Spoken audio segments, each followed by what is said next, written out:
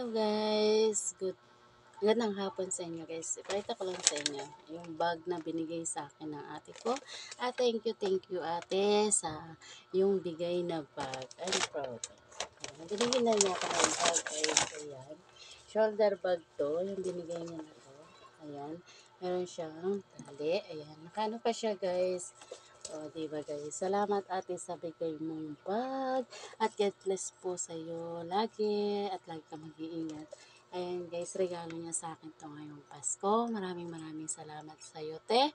At sana more blessing pa yung natanggap mo. O diba guys? Ang ganda niya guys. O, tinanggalan niya ng magkano to guys? Regalo niya sa akin to. Galing sa abroad. O, ayan. Thank you, te. Maraming salamat. Siyempre. At lagi ka na lang mag-iingat talaga. At sana, wag mo kaming kakalimutan.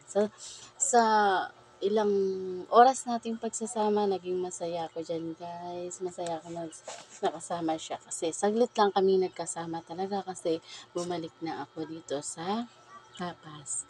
Yan, te, salamat. Ngayon ko lang na-reflex sa inyo to guys, yung regalo niya sa aking bag. Kasi nga guys, ay masyado napagod ang lola ninyo. Kaya hindi ako pag-vlog talaga guys. Ayan, oh.